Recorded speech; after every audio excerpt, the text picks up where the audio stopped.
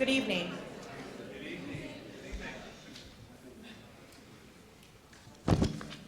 Good evening and welcome to the debate for the offices of President, Executive Vice President, and Industrial Relations Director. My name is Amy Paholski and I am the President of the Western Michigan Area Local, and it's my privilege to be the moderator for tonight's debate. I would also like to introduce my counterpart, Tony Wilson, who's the President of the Charlotte, North Carolina Area Local and North Carolina State President. The debate committee consists of Russ Franklin, Salt Lake City, Kimberly Carroll, Iowa State, and Steve Charles, Ohio State. I'd like to briefly give you the format of tonight's debate so you all will know what exactly to expect. The candidate order was determined by a pick from a hat for opening statements. The response to the questions will be done on a rotating basis. There will be 3 minutes allowed for each candidate for their opening statements, 3 minutes to answer each question, and 2 minutes for their closing statement. There will be a 1 minute warning. So at 2 minutes, we will give the candidates a 1 minute warning so they know that they're gonna wrap it up. Just the original format, I'm sure it was put out there, was 5 minutes. As the moderator and my co-moderator, we decided to reduce that to 3 minutes because we had so many questions. And we understand it's very important for the brothers and sisters to get their questions answered from the candidate. So that's why we decided to reduce it to 3 minutes. Time is of essence, so I'm asking the candidates to please stick to the questions presented and be courteous to one another. So the candidates for the office of President of the APWU are Mark Diamonstein, John Marcotte, Tony McKinnon, and Greg Bell, all of which are here.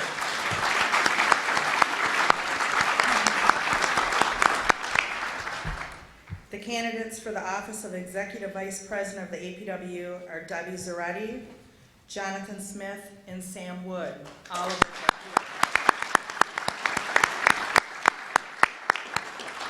here. And the candidates for the Industrial Relations Director are Van Zimmerman and Scott Hoffman, all of which are here. Now the order for opening statements are as follows. President Greg Bell will go first, John Marcotte, Tony McKinnon, and Mark Diamonstein. For Executive Vice President, Jonathan, Sam Wood, and Debbie Zaretti. Industrial Relations Director, Scott Hoffman, and Van Zimmerman. So one last thing before I have a seat and let them start with their opening statements. Photos are okay. Live streaming and videoing is not okay. They are videoing in the back of the room, and that will be on the NPC website as soon as possible for those of you that have access. If not, you can submit for access to Dina or Chuck. So, but please, no live streaming and no videoing, please.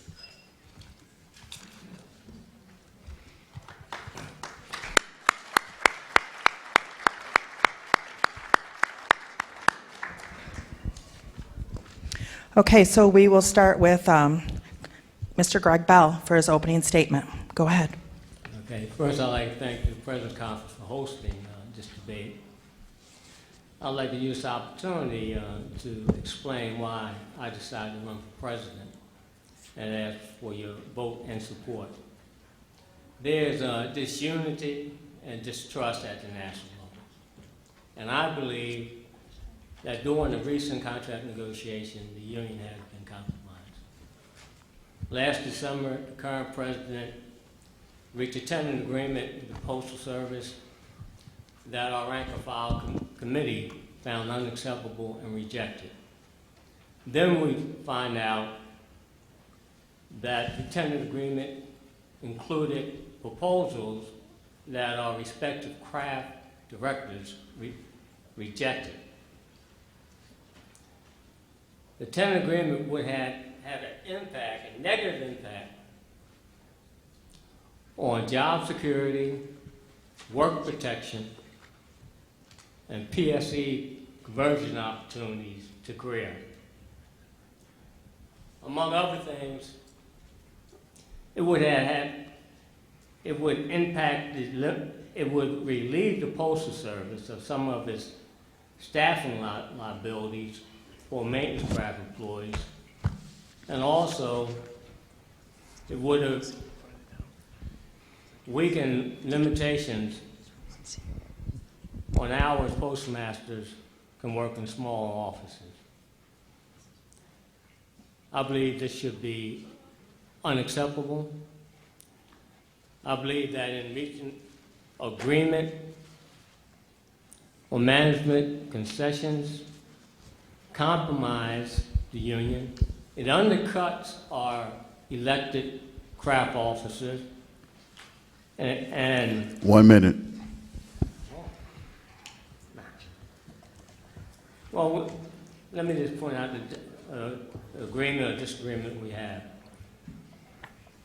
Current president supports legislation that forces retirees and their spouses into Medicare. I don't. I believe that forcing current and future retirees into Medicare is a step closer to forcing regular postal employees and retirees out of the federal employee health plan system. And I also believe it's a step further towards privatization, and that it weakens the union going forward in contract negotiations dealing with health care. Also, I disagree with the attempt to eliminate a coordinator job, the regional coordinator job. Thank you, Brother Bell.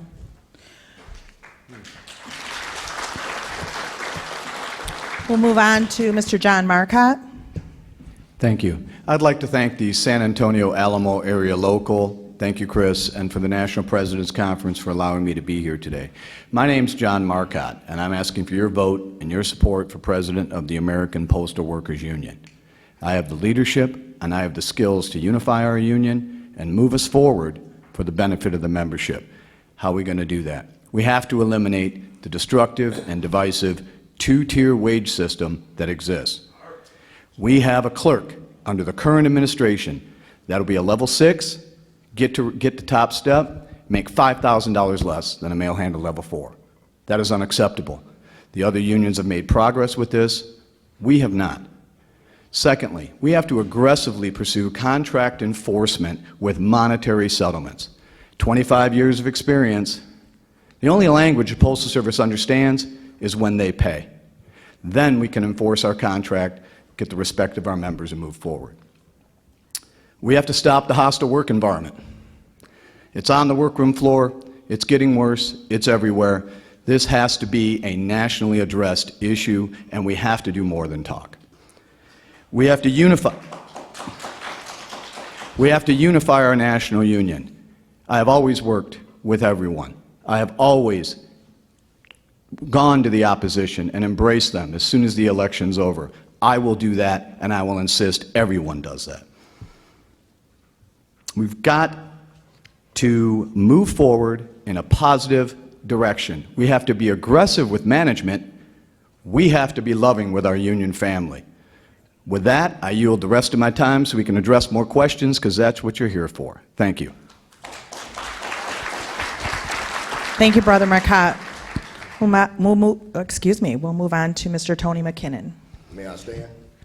Absolutely. Very good.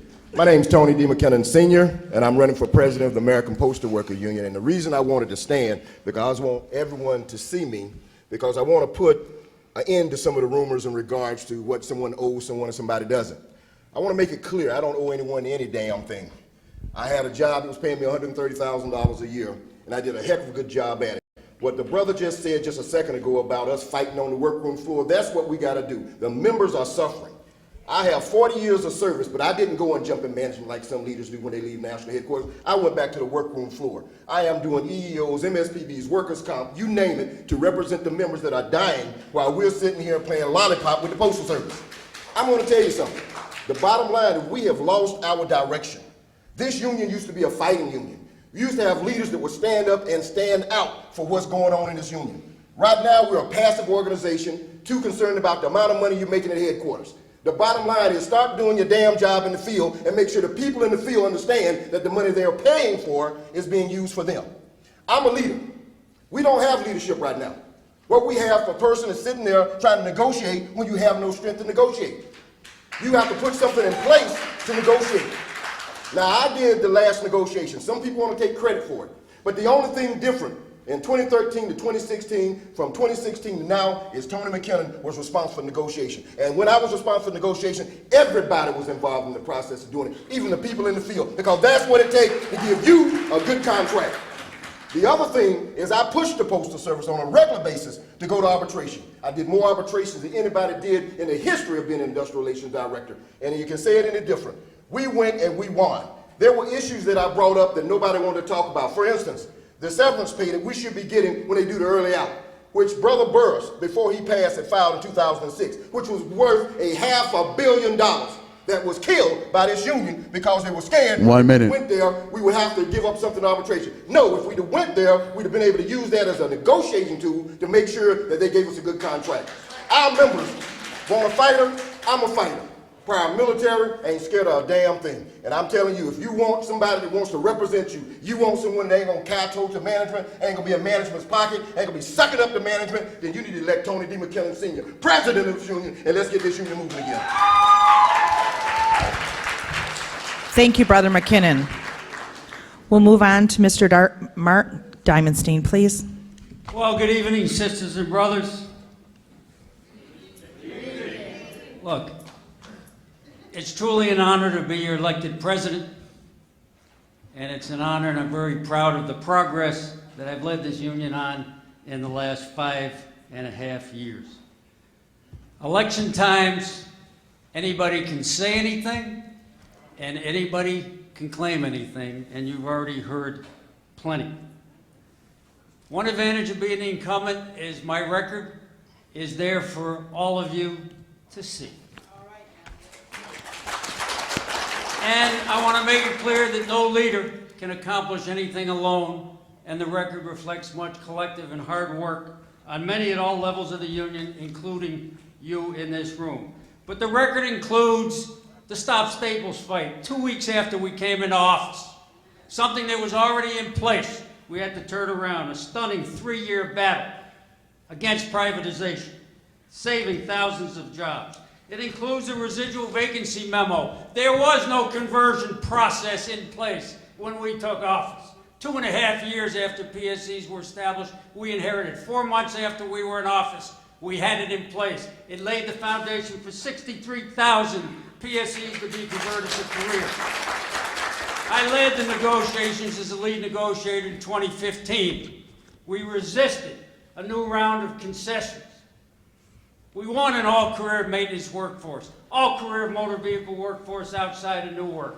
We uplifted PSCs. We got real wage increases. We protected the COLA. We protected the 50-mile, as important as our no-layoff clause in my view, and much more. With a lot of help from the field, we brought the post plan settlement to victory, creating thousands of more bargaining unit jobs, many of them career jobs. 1 minute.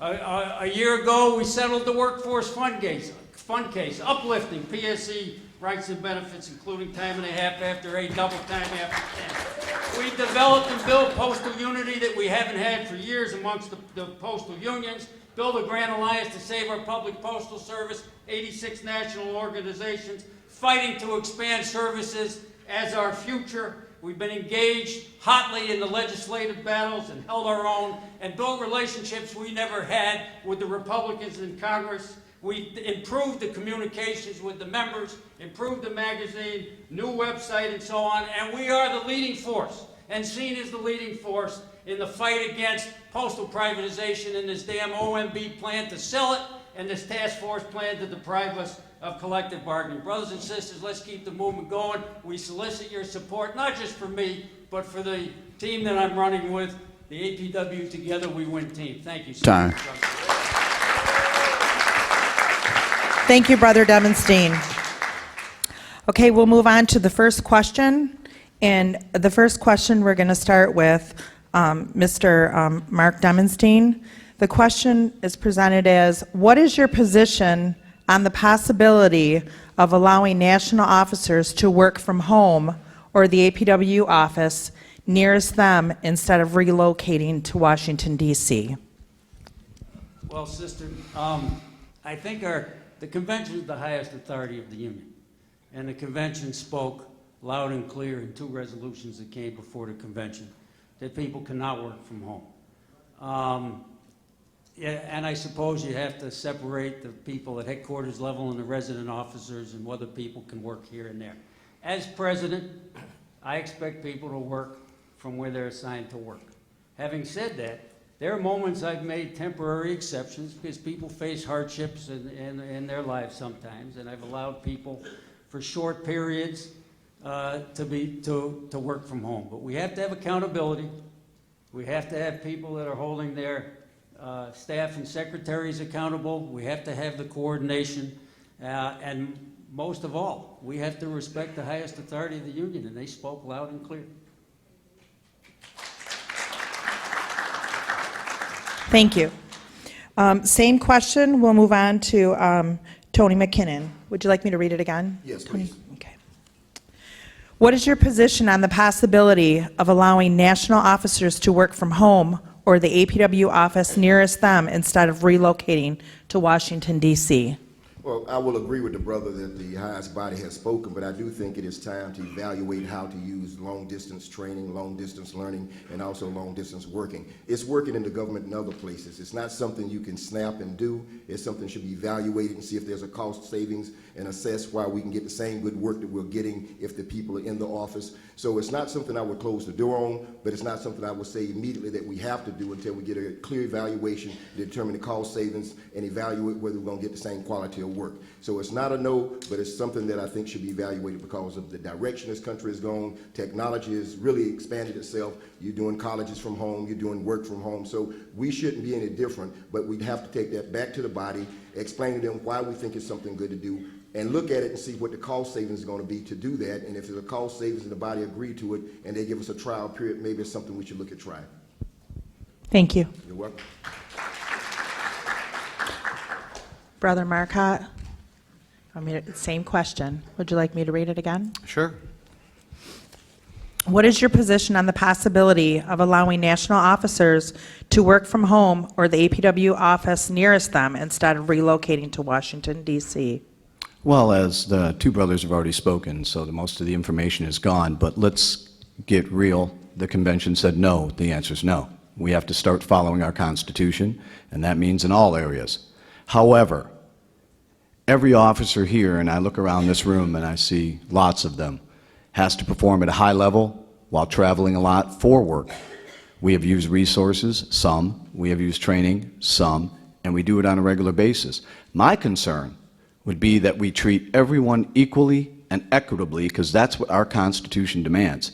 We don't allow one person to work from home but not another. We don't allow one person to do one thing and not another. We have to treat everybody equally. We have to treat everyone fairly. When you're instituting a program as the president and you're instituting control over all the officers, everyone can work remotely. Just because they're not in the office does not mean they're not doing the job. But the short answer is we follow the Constitution. Thank you.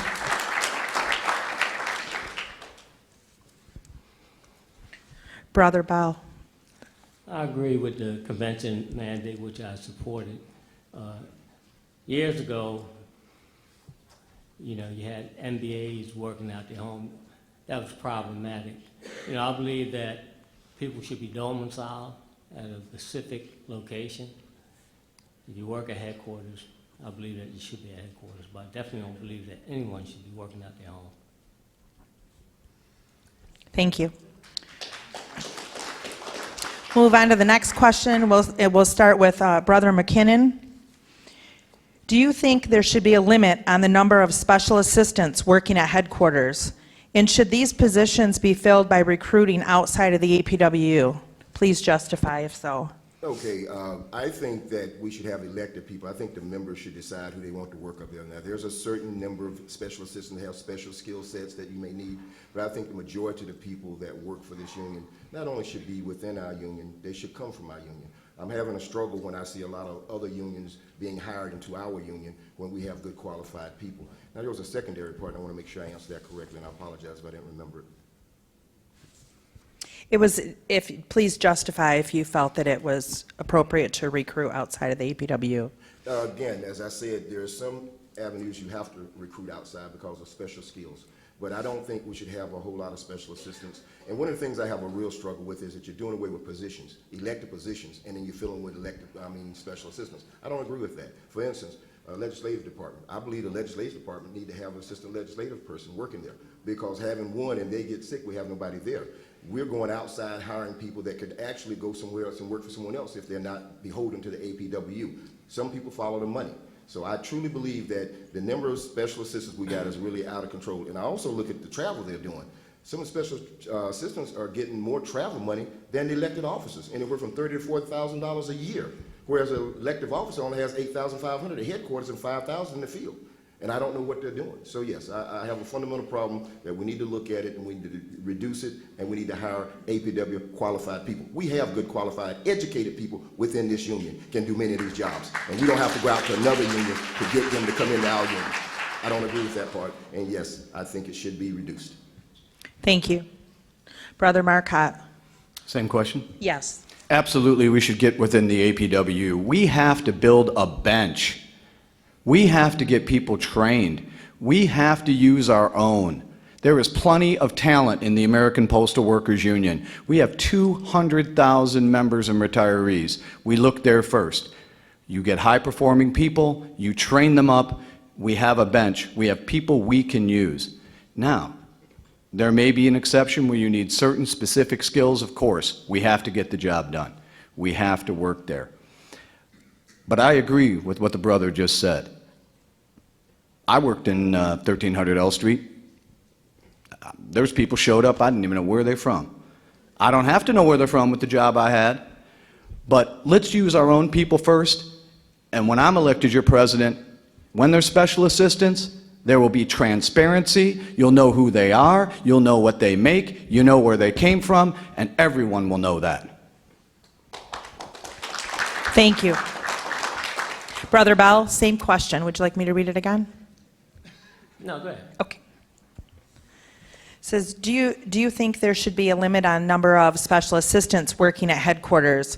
And should these positions be filled by recruiting outside of the APWU? And if so, please justify. No, matter of fact, this is an issue that's been addressed at prior conventions. You know, we eliminated we eliminated special assistants or assistants to the president, and I think there may be standing resolutions that are imposed on national. When they bring people in, they bring people from the membership.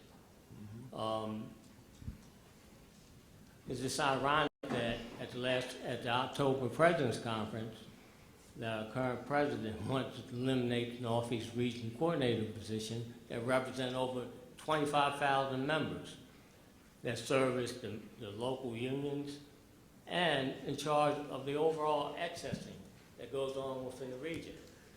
At the same time, he want to eliminate a elected job. He appointed 4 assistants to the president to work in his office. Our 3 prior presidents only had 2. So yeah, that's a problem. We always had a problem with it. You're supposed, first and foremost, we want elected positions. And if you have to bring someone in from the field. Bring in an APW member. Let them participate in the process. Thank you. Brother Demonstein? Oh, this is classic electioneering. We have less staff now than we had under Brother Burris's administration. And we're doing, in some ways, a lot more. The question is, should it be limited? Well, in some sense, yes. It's limited by finances. It's limited by needs. It's limited by tasks. But when the convention passes resolutions that we're gonna fight for postal banking and expanded financial services, we sure as heck have to have people working on it. We have about 300 arbitration advocates that I've appointed that come from the ranks of the APWU. We have 14 safety specialists that I've reappointed that comes from the ranks. We have trainers. We just had a class of 20 people that now going in the field doing the anti-privatization training. We had CAT team coordinators, all from the ranks of the APW. We have more elected officers than any union in the United States. Staff people, you have to have the right people in the right place. I've either appointed or reappointed 9 staff people from the ranks of the APW. We have 18 staff people now, right? Brother Marcotte is the health plan director. He hasn't hired anybody from the APW ranks, including his own executive assistant. So let's not play games with this thing. We need the right people in the right places, right? And that's what we're gonna do. And so, you know, it is limited. We only have so much money. We have needs, but we have the right people in the right places. And by the way, when you deal with legacy costs of elected officials versus staff, that's very different. If you have to downsize staff, it's easy. If you have to downsize elected folks, it's not. Rebuttal, please. 30 seconds. No rebuttal, Mr. Marcotte. I'll save it for my closing. That'll be fine. She said Okay, the next question we will start with Mr. Marcotte.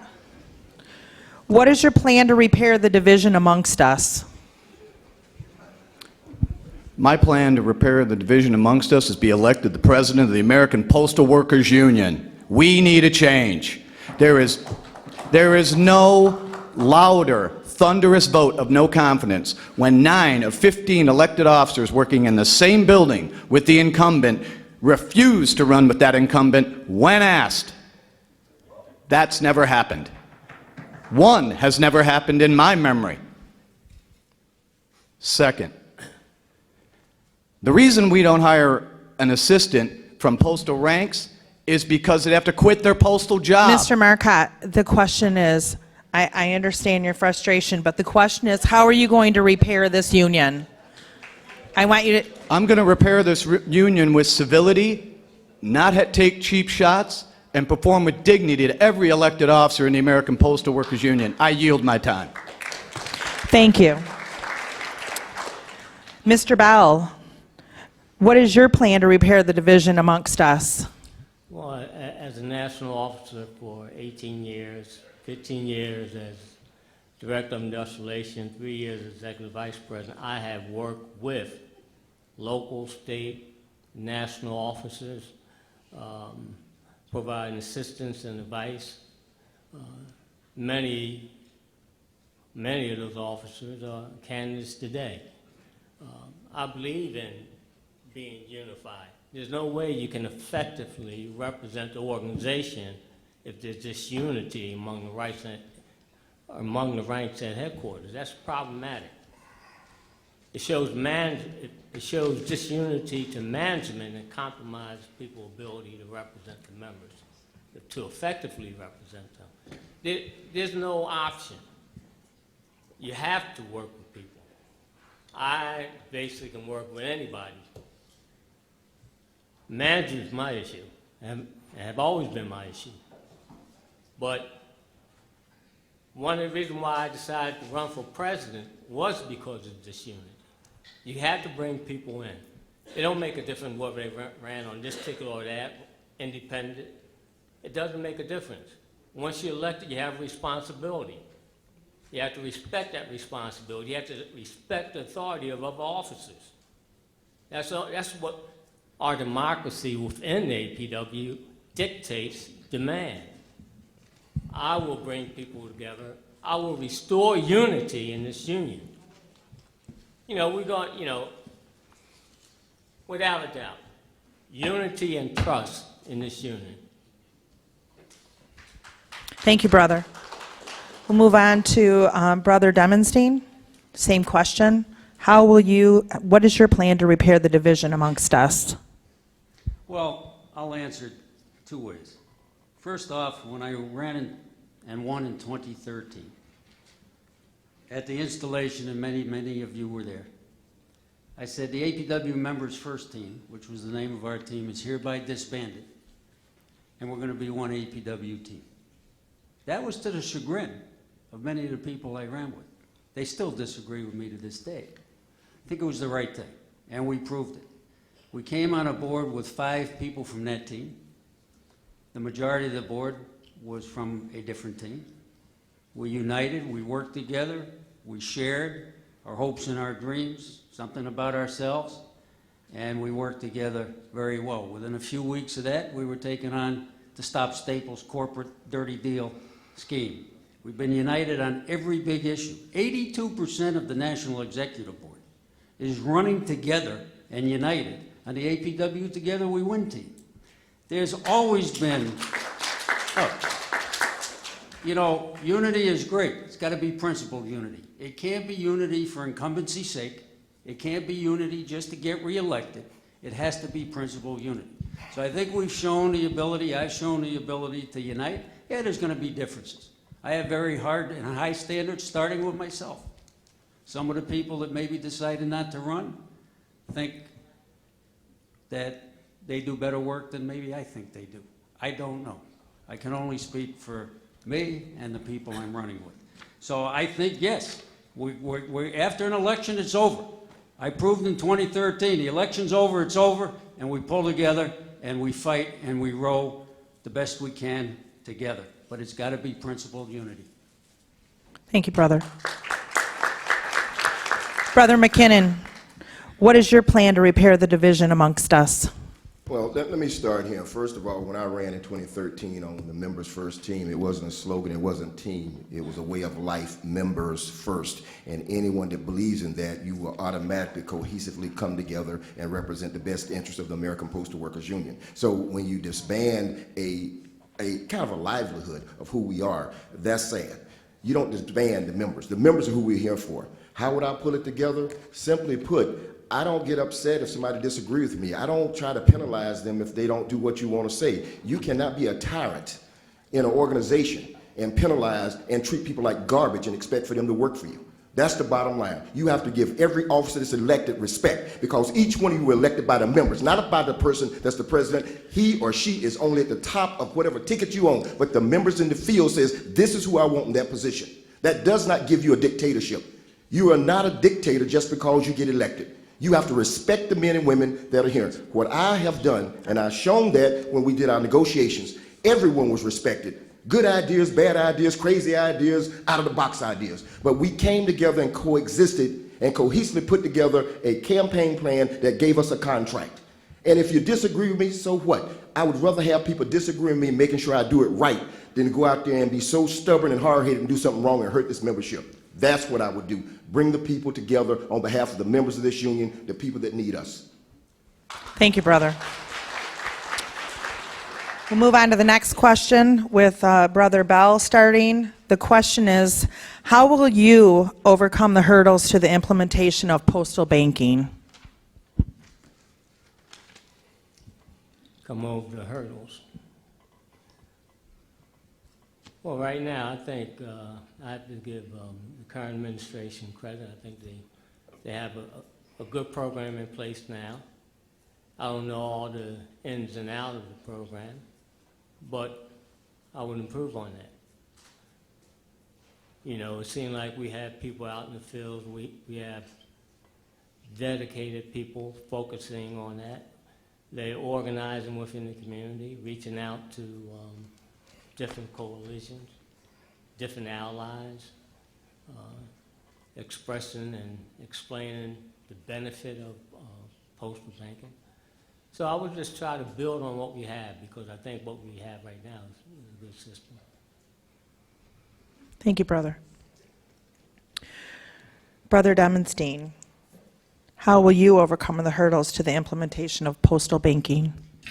Well, I think that the main hurdle to overcome is the reluctance of the Postmaster General and her management team, combined with the banking, payday lending industry, and they're connected.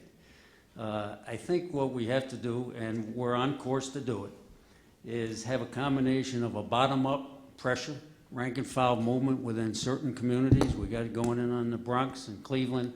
We're looking for some rural areas. We're putting the demand on the post office that we want some pilot test sites that we can get moving. Puerto Rico was another area that we asked the post office to put in a pilot program after the devastating hurricane. Would have been very easy to do, paycheck cashing, money transfers, bill paying, and so on.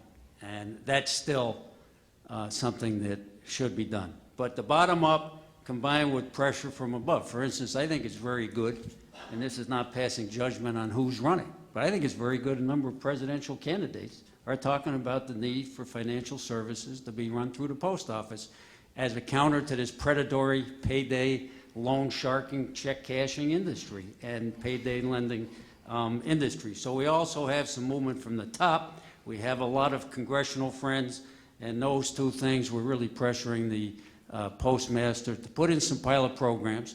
Then we can help make them work. We can prove that it works and that it's a good thing, and then we can use that as a springboard to spread it. But the Postmaster General and her team are really the main obstacle right now. Thank you, Brother. We'll move on to Brother McKinnon. How will you overcome the hurdles to the implementation of postal banking? The hurdle that I think is being placed before us, that is before us, is something that's going to have to be done also at the elected level. But I want to say something that's probably going to not sit well with some people. I'm still trying to get some insight on the return on the investment for the postal banking in regards to the number of employees we would have to get, how we're going to be able to protect employees at the windows. So when I look at it, I see what's being done. And again, some people might say that, you know, I'm being short-sighted, but I believe if we're going to do it, there have to be some legislative changes, and we're going to have to convince other people outside of just the Postmaster General, because she's being ran by the Legislative House, to try some of the test places that they're doing. But again, the only question I have is how many jobs we would get as a return on investment. I hear everybody talking about it, but I've never heard the numbers that we would get. I've never heard what kind of return of our investment. And we've pushed this a lot. And I know it worked back in, I think it was the 60s, and probably earlier than that. It did work in a lot of communities. So I would keep the pressure on the legislative branch. I would keep the pressure on the post office. Some of the things that the president said he's trying to do, I would not let off of it, but I'd also be looking for them to give us how we get a return on investment. Are we going to have the staffing to make sure we can adequately protect the people that's caring for that money? We're going to have the staffing to do the job. But as far as putting the pressure, wouldn't let off the pedal. But I'd still want some guarantees from the Postal Service on what we get as a return to get this additional work in here, and are we going to put more people at the window so that we don't overwork the people we already have. So that's my answer. Thank you, Brother. Brother Marcotte, same question. Well, I'm going to cut it short because most of the meat was taken in the general areas by the other three candidates. We're not going to go anywhere with postal banking unless there's enough uprise to overcome the immense amount of money that's spent on Capitol Hill by the banking industry with lobbying. That's it. Today, you know, just read that the House in their appropriations bill had a neutral bill, $1 million up, $1 million down, as a placeholder. Hopefully that will be a placeholder for postal banking. There's no language there yet, but even if it is, there's going to be tremendous pressure from the banking industry and their lobbies to shut this down. That's what we're up against. So you have to focus your fight on that. You got to get pressure on Capitol Hill. You got to get pressure on key members of Congress to get that legislation in and hold it. We can do whatever we want with the Postmaster General and her staff. We can do whatever we want anywhere else. That's where the battle's going to be won. That's it right there. So they talked about the general areas. You want to get specific, you get the key members of Congress, and you get a strong enough effort to fight off the tremendous lobbying by the banking industry, because they got a vested interest. They're paying us no interest on our money, and they're charging a lot of interest to everybody else. They do not want that to end. Thank you, Brother. Okay, we'll move on to the next question. We'll start with Brother Demonstein. The question is, Do you have a plan to better enforce small office postmaster accountability for their 1260 recording? Well, as I understand the underlying problem with 1260 and postmaster falsification is it's outside of the window duties, the bargaining unit is self-reporting. So it becomes very difficult, and locals have to be extremely vigilant. So in broad stroke, and I'm not going to say it's going to be easy, but in broad stroke, the best answer is if this union together, and there's been some discussions within the clerk craft and within my office and industrial relations, the best path would be to get to the point, not easy to get there, a lot of money, where postmasters are not allowed to do any bargaining unit work in level 18. Short of that, certainly we have a good relationship with the Office of Inspector General. If we have real proof of fraud, I don't want to cry wolf, because if we go and it doesn't pan out, then it's harder to go on other things. But if the evidence is gathered on falsification, we can certainly meet with the OIG and her staff and dig in that way. But you know, certainly the long-run goal is to eliminate the bargaining unit work. The short-run goal would be to expose the falsification, and that takes all of us working together, from the workers in those offices themselves, writing the statements, you know, looking at scanning and truck arrival times and all those things that go in where we can prove and build a case that indeed the postmasters are falsifying that work, that they're actually doing the bargaining unit work and not recording it on the 1260s. The window duties are different. That's not self-reporting, but the rest of the bargaining unit work does present a real challenge. Thank you, Brother. Brother McKinnon, so the same question to you. Do you have a plan to better enforce small office postmaster accountability for their 1260 recordings? I had a plan not only to better represent small office for the 1260, but to represent small offices. When I was in industrial relations, I was in meetings with Mike Mallocker, and we're in discussions on having the union reps from the area locals or from the state organization to be on the clock when they got into the small offices while they were doing the grievances. And the purpose behind that is because when you send out the people to the offices now, a lot of times they're paying, the union pay them, so they don't mind violating the contract. And we were talking about when you travel time, you actually had to be off the clock, and the union had to pay you. But when you got to the office, you would have the union being paid on the clock, which I think would resolve some of the problems, not just with the 1260 reporting, but it would resolve some of the problems we have in the small offices, because now the postmaster and their office is going to be accountable for the funds that they're paying for the union being there. So that was something that was being worked on, and it was very close to being done before, obviously, I had to take a sabbatical, but I'm on the way back. But the bottom line is that what we had to do there is get, not just for 1260s, there's a lot of problems in small offices, but it's very expensive for locals, even large locals, to send people out there distances. And all we said was, they agreed, we'll take out the travel, and you do it on the clock. That, I think, would be able to capture some of the things that the other two brothers were talking about, because they're now in the office more on a regular basis, and they got adequate representation to be out there. Small office can't represent themselves. You can tell them, give them all the paperwork, but sometimes they just can't put the things together to do the work that needs to be done. So we need to be able to get the union in there so that the union can do a better job, should I say, on representing them, and it doesn't cost us a fortune. And that was something that was being worked on. Thank you. Brother Marcotte. Same question? Same question. Would you like me to read it again? Sure. Okay. Do you have a plan to better enforce small office postmaster accountability for their 1260 recording? Yeah, the plan would be to get rid of the clerk work done by management. We need to utilize the lead clerk. We need to get them out of there. This is going to be an endless loop. I was a state president.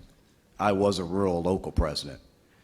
You're never going to get them not to report this correctly. You're never going to get them to do it. I believe you really need, everybody else took most of the meat of this answer on the 1260 reporting, but I just think we need to get management out of that business. Thank you. Thank you. Brother Bell, same question, please. Well, I think you need to at least from a national point of view, provide more resources for the state organizations to police it. You know, whatever it takes to enforce a contract, I think we have an obligation to provide the support and resource. Supervisors should be held accountable. I mean, for example, if you have 1 or 2 supervisors that you catch falsifying, we should put pressure to pursue that particular, it's not personal, but pursue that particular supervisor to take further action against that person other than disagreements. You know, if we falsify something, we're fired. So, you know, our local president of Philadelphia, that you go after the supervisor. You know, you make it not worth that person while. It's improper, it's against the law, it's against regulations. Let's get that guy, let's get that person. So provide the resources, whatever, even if it costs some money. We have a contract, we have an obligation to enforce it. We have an obligation to put whatever resources needed to support that contract. Small offices, I recognize that they don't have the type of representation the same as large locals. But you have some very good and effective state organization. What do they need to help enhance that process? But I believe in going after the supervisors, not just with the grievances. You know, let them justify not taking action against a supervisor who falsified a document. Thank you, brother. Okay, well, we are going to move on to the next question, and we're going to start with Brother McKinnon. What unique qualities do you possess that will make you a good president? I think I have many unique qualities. Even before becoming industrial relations director, I did things on behalf of the APWU that are now in our contract. For instance, I negotiated what now the PSEs call due process, but then it was TEs, which we call reflection time, that was actually transferred to our national contract. I was the first person to believe that we could do LMOUs for small offices, did it in North Carolina, filed, went to arbitration 3 times, won it. Bottom line is that was put into the contract the next year. I was the first person to actually implement and get a massive national health plan for TEs in our local through New York Life that was actually better than the APWU health plan for our 2 rec sites that they came in the next year and we negotiated. And they first time gave the TEs the ability to buy the health plan. At that time, they said you had to pay the full cost, and we worked from there. First person in this country that actually negotiated on behalf of the hearing impaired and required them in 1993 to have an interpreter when they're on the workroom floor and if something are dealing with hours, wages, and working conditions. Those are the things that I have done to show me legally qualified. One, I know how to negotiate. But since then, even the DBCS agreement that has not been put out anywhere that was done on behalf of the members here, and they are getting hurt because this administration refused to put it in the JSIM and refused to acknowledge it and enforce it, was negotiated to put 2 people on the machines. I've created Augur. I've created almost every book that you got up there right now, changed the name, but Tony McKinnon put it in place when he was in there, and they're trying to hide it. The bottom line, I am uniquely and specifically eligible to be the president of this union. I am a proud military soldier. I understand loyalty. Some people say, well, why didn't you tell us all these things before? Because I don't turn on my commander-in-chief. That is not what I do. I get around my commander-in-chief and do the job the best I can, even if they don't give me the resources to do it. That's what I did. But it's time for a change. It's time to have someone that has the fortitude, the intestinal vision, and the honesty and the transparency to run this union and make it a better place for all 1 minute. And cut out the games. The bottom line, I don't play games. Some of you may not like how I talk. You tell me I do this, I do that. But the bottom line, I'm straightforward. It's about the members, and it will always be about the members. That's the only reason I'm standing here talking to you today. I know from the things I've done in the past, the things I did at headquarters, that I'm absolutely eligible to be the president of this union, and I will take us into a new direction, and my vision is we will all do it collectively. Thank you. Thank you, brother. Brother Marcotte, same question. What unique qualities do you possess that will make you a good president? I possess the quality to be able to work with a team in doing very difficult tasks and bringing people together and getting the proper solution, and then implementing it and getting things done. I was a reactor operator in the United States Navy. Yeah, you're in charge of it. It's a nuclear power plant, but it takes 25 people to get it done. You have to work together as a team. I worked at a particle accelerator at Michigan State University. There's a lot of intelligent people. There's a lot of people with PhDs that you're interacting with, you're working for, and you're providing services for. You have to lead as a team.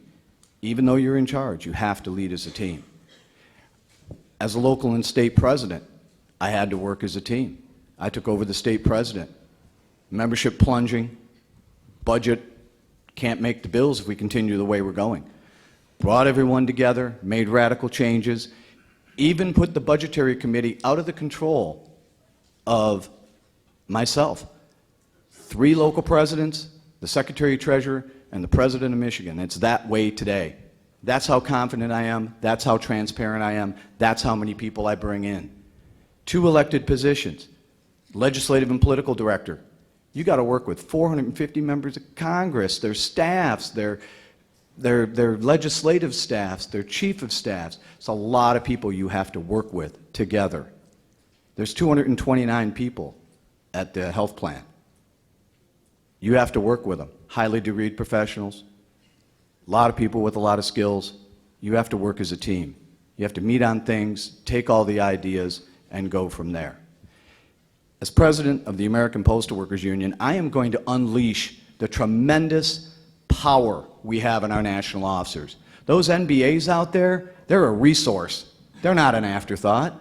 I want to use all the national officers, give them the tools, the resources, and everything they need so they can succeed. I want them to all look like shining stars. That's the job of a leader. The job of a leader is not to run out front and grab the headline. The job of a leader is to make everyone else better in the entire organization. And when you lead like that, that trickles down. So every local wants to lead that way. My overriding best quality is to work with a team, to not take offense, and to carry things forward. Thank you. Thank you, brother. Brother Bell, what unique qualities do you possess that will make you a good president? Well, I think when I first came to headquarters in 1995, what I brought to the table was my record of experience and accomplishment as local president, being local president of Philadelphia. We had historical type victories in Philadelphia.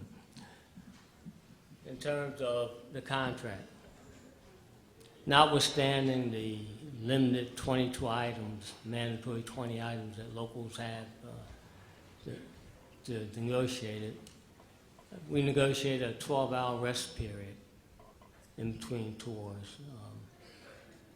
Off day, after 6 consecutive days of working, an off day for all part-time flexies and regular. A 10-hour limit, a 10-hour work limit. Couldn't require people to work beyond 10 hours. We have successfully organized within the community, Congress, and what I brought to headquarters was 18 years of playing a major role in the success of the APWU. I recommend that people, if you look at my record, my history, first and foremost, I believe in the collective bargaining agreement. I believe in the Constitution of the American Postal Workers Union. I believe in providing 100% support to our representatives. They have to know that they have the full backing of the leadership in order to do their job. And it just seemed like at headquarters, when I think about headquarters, you have to bring everybody together.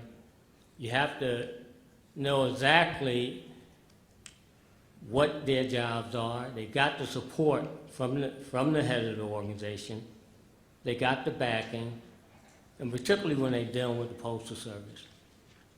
My major strength is dealing with the Postal Service. The contract is what it is. They signed an agreement. They have to adhere to that agreement. If they breach that contract, then we have to have a problem. You know, I don't see. Time. Thank you, brother. Move on to Brother Demonstein.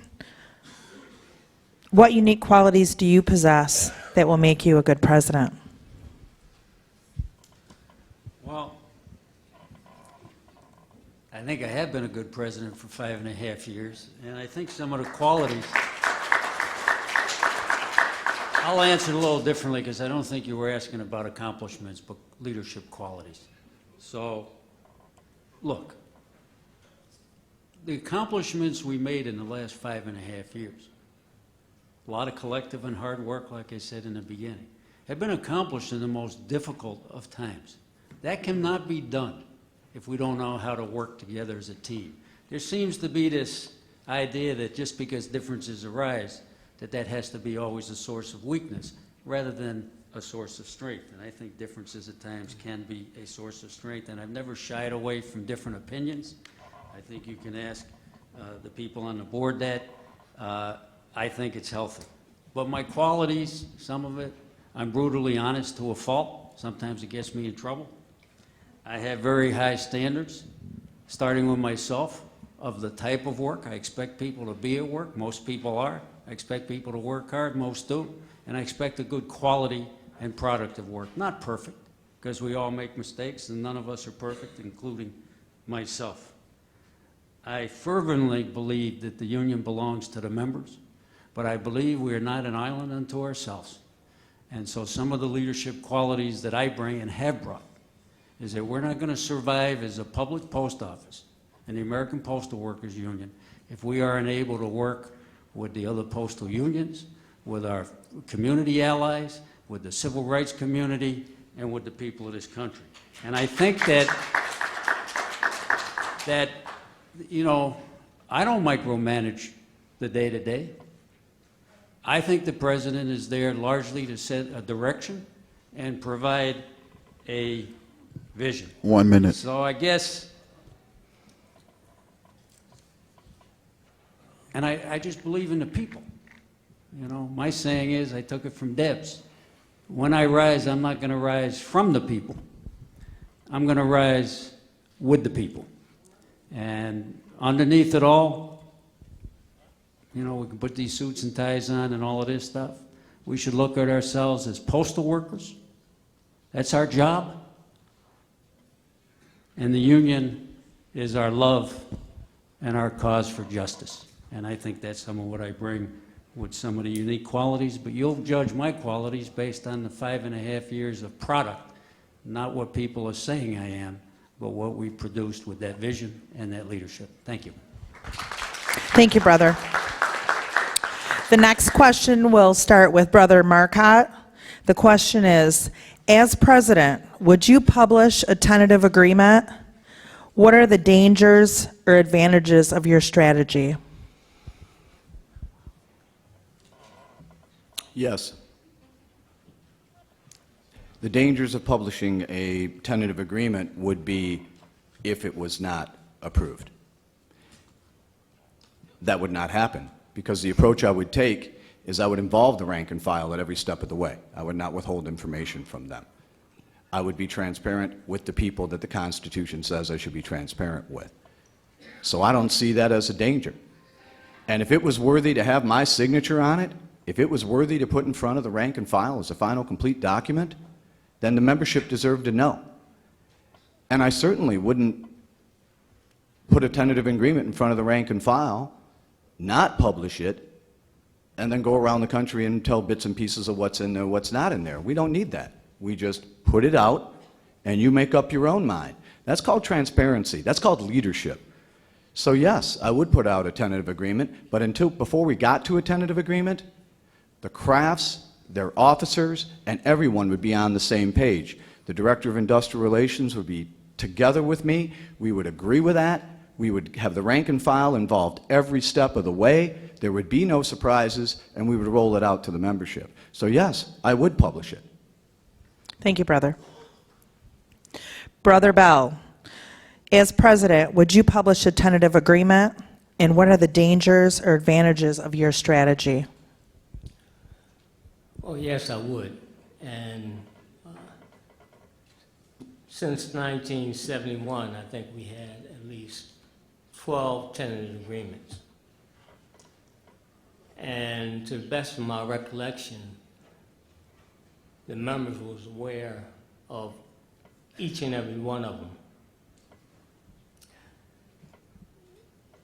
If you look at the last or the contract between 1995 and 2013, not only did we publish the tentative agreements, we published them prior to a committee vote. A tentative agreement represents what the leaders, whether you like it or not, what the president or what the rank and file is in the process of voting on. So it's not a matter of strategy. I don't see it as a matter of strategy with a tentative agreement. It's a matter of transparency.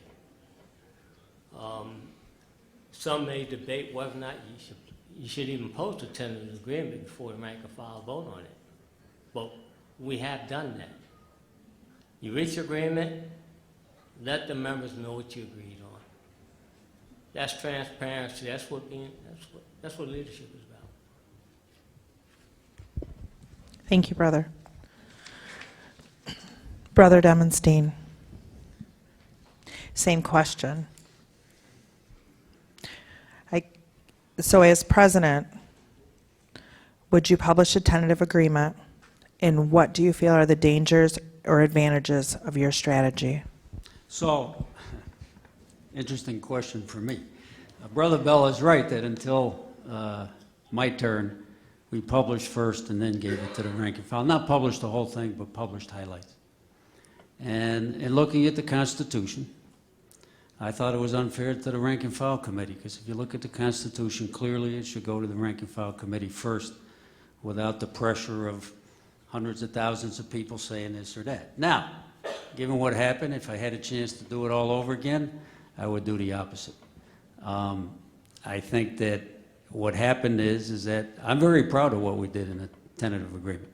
I make no bones about that. I thought it was fair and positive. I've said that.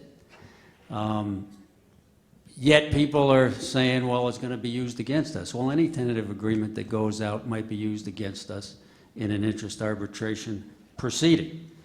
But it was perfectly transparent on what it had. The core committee saw it before it went to the rank and file. It went to the rank and file. And I just thought that that it was against the Constitution to do it the way it was in the past. I've done things differently, as most of you know, on a lot of fronts. And I just thought it was the fairest thing. Fair or not, in hindsight, I wish I had highlighted it first. And we still may find some ways to be able to share with the members what was actually in there. But as all of you know, the tentative agreement doesn't exist anymore. I also remain silent in large part. I wasn't putting out pieces of it. Other people may have been. I remain silent out of interest for the membership. The rank and file sent us back to the bargaining table. Therefore, we were back in negotiations trying to find a plan B. And at that point, it would have been very counterproductive to then, after the fact, that this is what all the TAs were. I very much want the members to know what I did, and hopefully we'll find a way to do it. But it wasn't a question of transparency or not transparency. It was a question of respecting the Constitution that others up here have said is the foundation document. So live and learn. So I guess in the past I would not have. In the future, I would. Thank you, brother. Brother McKinnon, same question. As president, would you publish a tentative agreement? And what are the dangers or advantages of your strategy?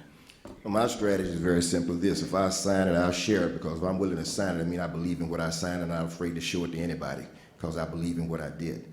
If you don't believe in what you do, then you're wary of what other people may say, or even you can't explain it. So yes, I would share it to anybody that wants to see it. And I think it's important to share it to our members. We have an educated workforce, and some kind of reason we kind of treat our workforce like they don't know what they're reading, they don't know what to do. We have a very educated workforce, and they can comprehend what we're sharing with them. And in fact, if you give them the information, they may be able to help us where we miss some things. Now, I understand everybody says that, you know, the TAs are dead. I disagree with that concept, because the arbitrator can always request it, and the arbitrator can include it in there. Arbitrators look at it this way: if you two guys agree to it, why should I mess with it? You know, we'll put it in and let it go. So the bottom line is, the only people that don't know what's going on with the TAs is the people in this room, except for maybe one or two. And I think that's unfair. So yes, if I were the president and I came to an agreement with the Postal Service, I would share that agreement, because I would believe it's the best. And if I got beat up for sharing it, I would explain why I did it. You're going to get beat up. That's what leaders do. You share what you got, and you let your members do what they do. And if you're comfortable in what you did, you'll be able to explain what you've done. So I wouldn't run from that. And I think it's something that should have been done. I still think it should be done. And I even take it further than that. If you don't want to show it to the members, show it to the leaders of this union, the people that are responsible for the members. Let them see it, because those are the people that can actually talk to you about it. They're the ones that got to go back and explain to their members what's doing it. There's no hidden agenda here. The only people that don't know what's going on is us. The Post Service knows what's going on because they got a copy of it.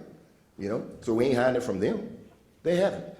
So the short answer, even though I gave you a long explanation, is yes. If I assign it, I'll show it. S&S. Thank you. Thank you, brother.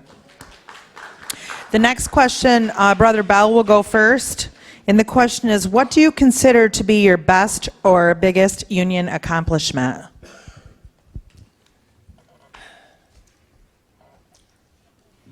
Well, there are a lot of things that I achieved as being local president of Philadelphia, which I'm very proud of,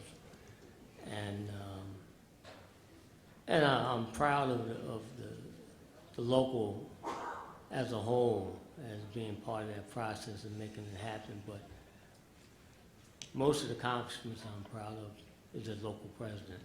What I brought to headquarters when I came was the type of ethics, the type of unionism and activism in Philadelphia that I demonstrated as local president when the buck stopped with me.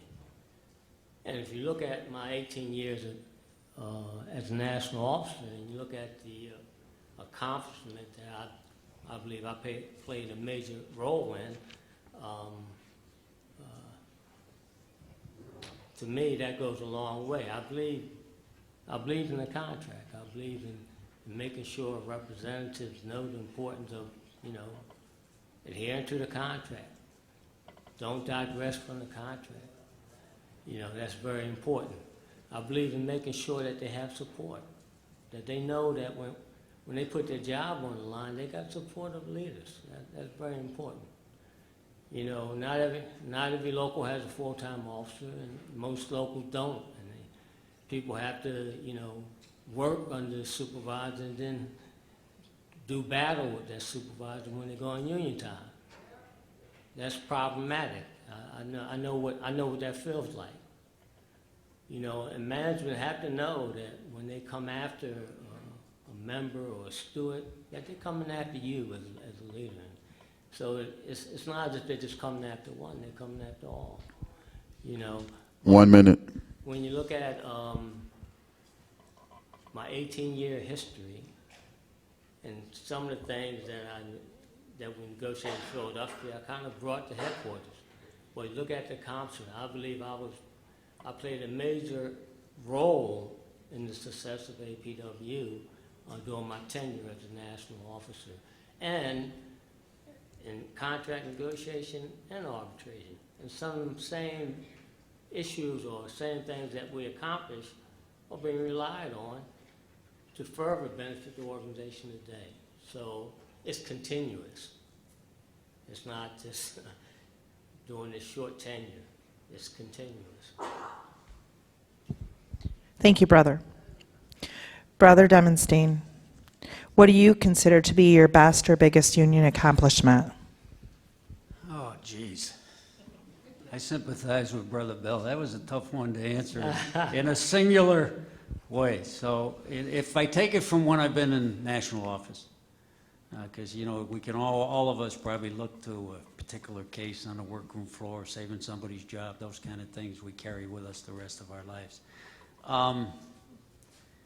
Yeah, to me, it's a toss-up between the 2015 contract and stopping the downward spiral and turning things around in a much more positive direction, you know, more career workers and so on and so forth.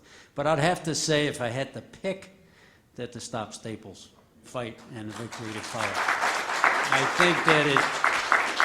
I think that we sent a message to our own members. We sent a message to management. We sent a message to corporate America.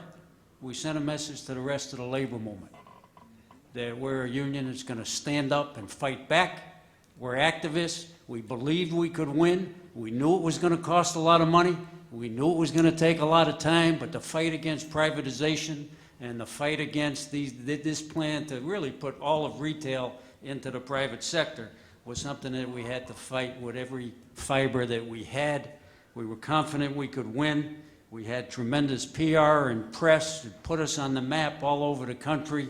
And still today, when you travel around, meet people at the AFL-CIO and the state convention, all that, oh yeah, you're the union that stopped Staples. The union movement has not had a lot of victories, unfortunately. We're starting to have more, but haven't had a lot of victories really since Patco and the busting of that union and the downward spiral that followed that.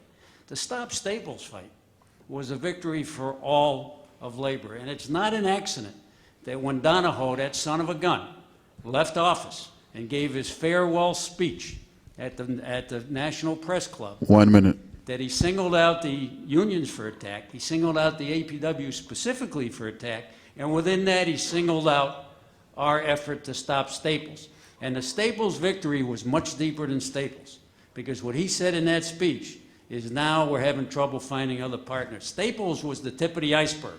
They were going to do this throughout the whole country, and I think this union as a whole stood up, fought back, and I was proud to have initiated that, led it with the full support and commitment of the entire National Executive Board and leadership. Thank you, brother. Brother McKinnon, what do you consider to be your best or biggest union accomplishment?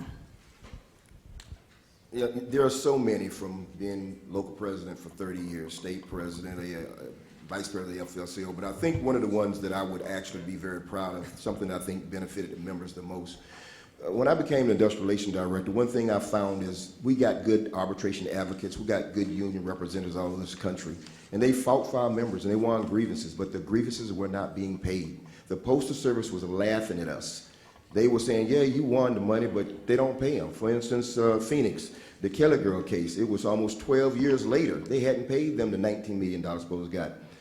The efforts that I put in to making sure that non-compliance was done for step 1, step 2, step 3 in arbitrations all over this country garnered hundreds of thousands of dollars for locals. And I was very proud of that, because the members don't respect the union. When you win their grievance, they say, okay, I won, when I'm gonna get my overtime pay, or when I'm gonna get moved here, and it's 3 or 4 years later. The efforts I did was so well respected by the Postal Service, they created a non-compliance division at U.S. headquarters and kept Mike Malacca, who was getting ready to retire, to fund it, and staffed it with 4 or 5 people to make sure that they were, make sure the people in the field that lost their cases. Now that's important, because for a union, when an advocate goes in, wins a case, that advocate leaves. You give them the paper and you're excited. The person now waits, when am I gonna get paid? Management sits on it, doesn't do anything with it. Years go by and they lose confidence in the ability of the union to do their job. I brought that confidence that the union was there for them back, and I was very proud of that moment to create a department, not in our action, but in the U.S. Postal Service that exists today, that will, you call, they will look and find out if you haven't gotten paid. They will make sure you get paid, and if you push the right buttons, you get your 6% interest off of it. That's probably the most proudest I've been out of all the things we've done, because the members in the field benefited from that, and I was honored to be a part of making that happen. And I think that the members out there were 1 minute. appreciative of what we were able to do. And I will say this, I did not tell them it was Tony McKenna that did this. I told them it was the APWU that did this, because I want them to understand it was the union movement that made the Postal Service do that, not an individual person. I was just a conduit to get it done. Thank you. Thank you, brother. Brother Marcotte, What do you consider to be your best or biggest union accomplishment? Whether you go local and you keep your plant open time and time again, and people don't have to move down the road, they don't have to lose their house, they don't have to quit their job. Whether you're a state president and you don't have to stop education, you keep the state running, you fight like heck. Whether you go to national, you work on Capitol Hill, you get service standards in a bill, and it's ready to be signed by the president. That's very proud of. You're at the health plan. When we lost 4% in 3 years in what the Postal Service contributes to your health plan, that is devastating. Devastating, and trying to keep it level, keep the benefits well, keep premiums okay. But no, I'm not going to go to any of those. I'm not going to go to anything about me. The thing that I'm most proud of my union accomplishment, is I still see the faces on the workroom floor. I still see those people I worked with up to 5 years ago. I know their families. I coach their kids. I see them. So every decision I make is about them, is about our workers on the workroom floor. In all those jobs I had, they led to every single one of my successes. So I'm not going to talk about me. The thing that I'm most proud of in my union is that I'm still focused on them. Their abilities, their successes, make them better. And as your president, I will never lose focus on that. I will not worry about blowing my own horn, and we will be focused on taking the APWU forward, and we will never forget those members on the workroom floor, toiling every day in the experience they're in now, and I feel your pain. Elect me your president, and it will stop. Thank you, brother. We're going to move into closing statements, and we're going to do it in reverse order from the opening statements. So to close first would be Brother Demenstein. Well, brothers and sisters, appreciate your attention and the opportunity to come before you and take the questions and honestly answer them. Look, I think of the election shouldn't be about personalities. Shouldn't be about accusations. People say, well, this was in a TA, but they've never seen it, or it would affect the conversions of PSEs when they never worked to have a vehicle for 2.5 years as top leaders and never had a vehicle for conversion of PSEs. You know, these are innuendos and accusations. I do believe that incumbents, and I'm the incumbent up here, have to earn the re-election based on the product of our work and our accomplishments. We have a number of major battles ahead. So let me talk about the future. We got to bring home a positive result of a challenging interest arbitration process. Whatever people want to say, however they want to rewrite history. 1 minute. I led that, holy mackerel. I led that process last time. I think that we've earned your trust to lead it this time. We're facing these privatization thrusts. And the attacks from the task force, the OMB, we've led the building of the coalitions that we think can lead that forward. We have some unfinished business, some new business. We got to do better at educating the members. We got to do better and continue encouraging young and new leadership. We have to continue to get down the grievance backlog, because justice delayed is justice denied. It's the lowest it's been probably in at least the last 20 or 25 years. So there are many things ahead of us. I think that the best we can say is let's keep the movement going, sisters and brothers. We showed with the Staples fight and others, when we stand up together, we can win. And that let's move onward to protect the job security and the future of current postal workers, Time. of our retirees, and the generations to come. Thank you, sisters. Thank you, brother. Brother McKinnon, closing statement, please. First, I'd like to say thank you all for taking the time to come and listen to us. And I want to say very candidly that it is time for new vision. It is time for new leadership. I appreciate what the brother has said. I was part of many of the successes that he talks about. When he talks about it, sometimes it's like I wasn't there, but I was there. And from 2013 to 2016, I was the one that ran negotiations for him. Yes, he was the chief spokesperson, but I was the chief negotiator, but I was the chief spokesperson. And I think we did a relatively good job. But I think what we got to look at is we're in the middle of negotiation. We got a fractured union. And this union is fractured because of egos and things of this nature, and not about the work. Everybody has to be respected. And we should never be in this situation again. We have to make sure we're never here because it's not about any one of us in this room, because we're all leaders. It's about the people that pay for us to be in this room. And we have to take that seriously. And when you put your ego above anything else, then you will destroy an organization that has been around for multiple years. And 1 minute. Multiple people. So I'm going to ask you to listen to what everybody says, but I'm going to ask you in conclusion to support me to be your next president, because I have the desire, the ability, the skill set, and the last and most important thing, I am a fighter. And we need a fighter now to take us to the next level, because the Postal Service do not respect us anymore. Thank you. Thank you. Brother Marcotte. I'd like to thank you all for taking your time this evening, and I know that many of you have traveled far to be here. I'd like to thank the moderator, the assistant moderator, and everyone that put this together. This is not done easily. Thank you very much. I got to go into a little bit of housekeeping here. The hiring at the American Postal Workers Union Health Plan is governed by 2 union contracts and by policies and procedure in Maryland law. Any postal worker can apply for any job, and you go through the screening process. You will be hired. It was a blind process when I did it because that's the way I wanted to do it. They picked the top candidates through human resources. They worked their way up the chain until they gave me 3 people, and then I picked those. Unfortunately, I have no ability to pay anybody's lost time, so you would have to sacrifice your postal career to work there. So I just wanted to clarify that.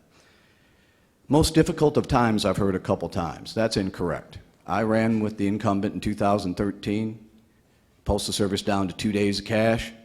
Cliff Guffey settled the contract, and the incumbent was unmerciful. 1 minute. On the campaign trail against him. So I find it a little ironic that now the wolf's at the door, when unemployment's at an all-time low and the stock market's at an all-time high. It just doesn't make sense. I want to lead this union forward. Those 9 officers, they had to decide where to go. The majority of them ran with me. That says something. The local leaders, the respected ones, the respected people in the NPC, they decided to run with me. There's a reason. People flock to leadership. People flock to a leader that will empower them. People flock to a leader that will help the membership. I am here for the American Postal Workers Union. I am here for the people of the APWU. I ask for your vote. I ask for your support. And let's fight and move forward, because the Fighting for You team is here for you. I'm not going to yell. I'm not going to scream. But we will fight effectively, intelligently, and never forget who you are. Thank you. Thank you, brother. Brother Bell. Let me correct something, unfortunately. There's continued reference to the conversion of PSEs to career as if it just happened. PSEs are converted by virtue of the 2010 contract. Simple as that.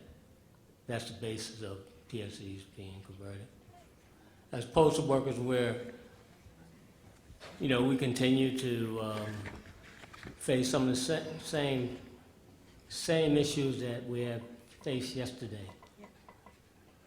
I believe whether it's privatization, reduction of benefits, removing our retirement, forcing us, our retirees, into out of Medicare, out of federal health benefits. 1 minute. Program. Wow, that's quick.